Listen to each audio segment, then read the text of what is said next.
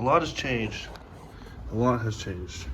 We all remember the D21, but I picked up a new car. It's no longer the D21. As you can see, I've been doing a little bit of work. Actually, a lot of work. I ended up selling the D21. Got some good money for it. Went ahead and bought another project car. We'll go over it real quick. This is my 02 Acura RSX, just the base model. Has the K20A3 in here. As you can see, it's up. These are the coilovers that it came with, and the previous owner had this car pretty lowered. As you can see from the tread here and the actual stretch of the tire, was a definitely a stance guy. These are just completely fused, shut, done, blah, blah, blah. They're just toast. So I went ahead and bought these. Ran into a few issues doing the suspension here. Obviously, number one being the tie rods need to be replaced. I bought two, and we have one good one, but I had one bad one that we installed here, and we actually had to take it back out and get a new one. The ride height is a lot better now. Instead of it being only this much thread, and this is where your whole suspension was, I've actually made it a lot longer. Over in the rear, you can see more of the wearing from the suspension and being so low, probably rubbing, and also this car gives itself camber when it's lowered. So all four of these tires are junk. You also see how low the car is. I really like the wheels though, so I'm keeping the wheels. I need to clean them up and whatnot. But I've got wider, these are 235s. These ones down here are 225s stretched. These are 235 17s. So these will fit much better. There might be a tiny bit of stretch, but nothing as crazy as this. I come into the front end here. I've got new headlights. This one had a giant crack and was missing most of the plastic cover there. So that was a must need. I got all that wired up. There's new bulbs. I went for the white halogen bulbs. And you can see an intake here. He did have a other intake. It was just trash. So this is a K&N all black. This intake here as well was too long. So I cut it down and shortened it. He also has this little bit of, let's say, that Honda boy flair in him. A few things that he painted pink, including the intake. Little things like this here that I will be getting rid of. Not the biggest fan of that. And including the wiper blades, unfortunately.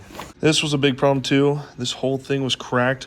All this was cracked and just dangling, and the bumper here is real sturdy now, but when I first got this car, you could just flop the bumper all over. Well, Buddy Holden came over and gave me a hand doing the zip tie method, which has actually worked very, very well, keeping this all together. I also bought the car without a hood. I drove about 3 hours away to pick up this hood. It is a different color than the original car color, but it is something, and looks a lot nicer than the ones that you could buy here in my town. Most of the ones in town had a huge dent, so I had to get something a little bit nicer than that. In the interior, I've put my own little shift knob, a little shift boot, because the other one was damaged. So I did that, and then also, as you can see, there is a big old touchscreen in there that was previously installed. I did not do that. There is some lights on the dash. Because of that screen, he tapped into the wrong wire, I believe, and so that's a little bit messed up. Definitely need to get a new seat too, eventually. These often rip here. Here's one of the rears I'll be putting on soon. And this is the other rear one, straight from factory. Already has a bit of damage on it. It goes up like it got bumped, and it's got a cross thread now. And there's that little gap, and it's off just a bit to where you can't take this off. So my plan for that is to be super careful. Take this Dremel, and I'm just gonna cut just enough to fit a flathead and try and pry just that little piece off of there. Here is the new front upper tie rod that we'll be putting on. I have this one mocked up. I just need to put the pin in and tighten this side down. And this one was having just a little bit of difficulties. Ended up having to use the pickle fork and pull that one out. And if you don't know what a pickle fork is, this right here is a pickle fork. This allows you to get in between the actual bushing and this piece of your suspension here, and you hammer it in and eventually it'll pop it out. And coming from experience as well, try and not use a flathead screwdriver to pull these out. You will damage the boot and grease will get all over. I also have a new valve cover gasket and a new set of fog lights with the whole new wiring harness that I'll be putting on, as I only got the one there. This one is broken out. I also had to replace this hood latch core support, as well as the latch here. This one that he had on here was actually broken. Looks like they cut it and the hood flew off, which was why the hood was off in the first place. Really cool though. We have the Type S spoiler on here.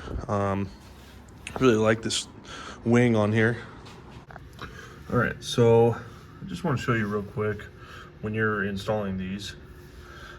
First you will undo this, take it out of here, and when you either put one back on or you install a new one, you need to count how many times that you turn this. Yes, you will need an alignment after you're done, but this can at least help to get it closer to what it was before you took it off. So mine was 10.5, and so what I do is I get this started on here, and I say that's a half, and 1, 2, 3, 4, 5, 6, 7, 8, 9, and 10. 10.5. You go ahead and put it back up into here, and then you take this little guy right here, and you will tighten that back up. And you will need a wrench for that, but at least you can see, yes, you just tighten that back up there, and you're done. And then you just need to install your nut here. The nut will go on, and it's got a hole, and there's a little pin you can sneak through right here that you'll bend back and around the nut.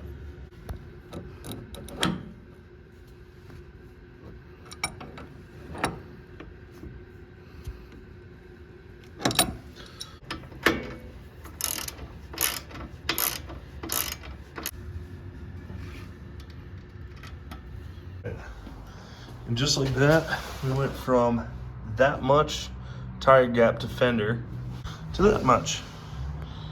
A lot more room. Again, I am throwing taller tires on. The sidewalls are 45. These are only 40s.